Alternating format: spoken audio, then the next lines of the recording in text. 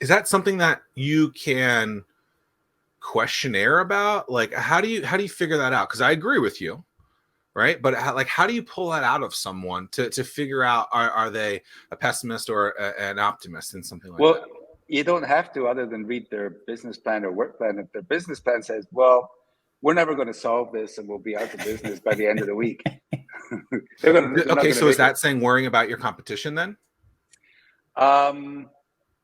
No, because oftentimes they say, here's our competition and this is why we're going to be better, which again is optimism. Now, we have all seen the over-optimistic business plan. We all have. Of course. And we know what they look like. But fundamentally, I don't know how you write a business plan or build a company and attract people to work there and move ahead if you let yourself have the luxury of being a pessimist.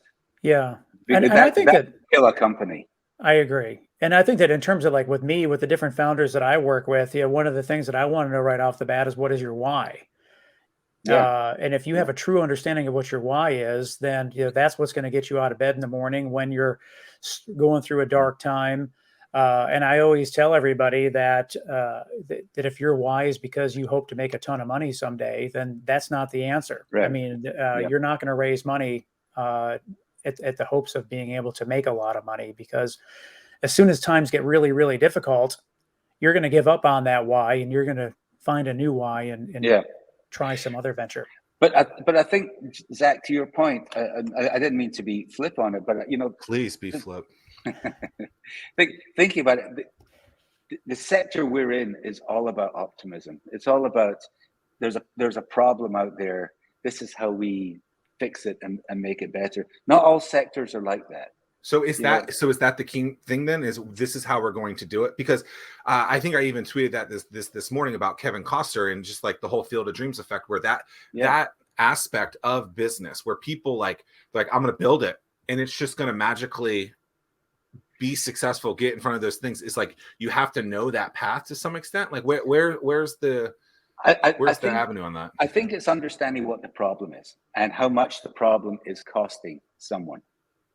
And that, because then you can start to put some numbers behind this, and you can say this is like, for example, there's Virginia actually really is quite far ahead of most of the other states in many areas. One of them is the Coastal Resilience Master Plan that was being developed over the past years, and what the Commonwealth should do in terms of to make itself more resilient. That was a great piece of work that was done and still being used. But they also have things like the other part of the Chesapeake Bay nutrient credit program, which is a way that you can be reimbursed by credits by removing nitrogen and phosphorus, which is running off the land into the Chesapeake Bay. If you figure out a way to remove, and that causes algae blooms and all other sort of stuff, which is a problem. But through programs like that, you can then generate credits from removing the nitrogen and phosphorus from the bay, and sell the credits somewhere else. And there's real money in that. There's not some Ponzi scheme. But that really is a way that you can make a difference in cleaning up the bay and raising millions of dollars. Yeah, I mean, and to Zach's point, in terms of the whole build it and they will come kind of thing, and then what you're talking about, one of the things that I've always scratched my head about is we all want to create there's all these sectors, in terms of if you want a Go Virginia grant, then you need to be addressing a certain sector. And the thing that, as I'm listening to all this, I'm like, my gosh, we're in an area right now where we can really prove to be a world leader in terms of climate, how to mitigate floods. I mean, I think New Orleans is we're number 2 to New Orleans in terms of flooding, in storm resilience of some kind, sea level rise, whatever the case is. And it's just like they're lower than us by like 8 feet or something. Yeah. But I mean, it's just like in terms of like a sector and an opportunity for us to really take advantage of. I mean, we don't have to build anything whether if we like it or not, we're here and we've got to address it so we can be a world leader. We'll address it or be underwater, I guess. Right.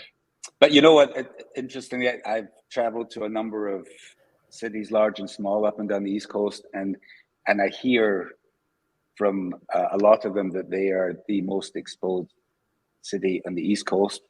But that's okay. That just makes like a good market. You know, we come up with solutions here. There's other people out there who need the help, and it should make sense for them to adopt it.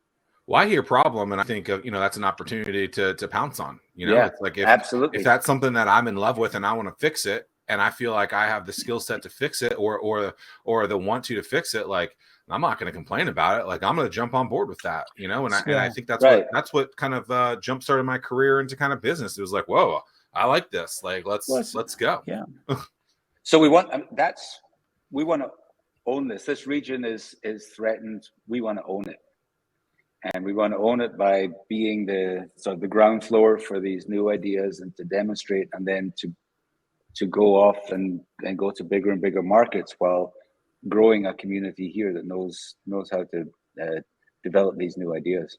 Someone who's been directly involved within the startup community for almost a decade, I want to talk to you about a serious pain point. Spending a ton of time trying to understand the business landscape in the 757. That's time that should be focused on growing the business. At StartWheel, we're here to help you by compiling all of the news you need to know about in one place. Now there's no need to search multiple websites. Just head to startwheel.org and see for yourself. That's startwheel.org.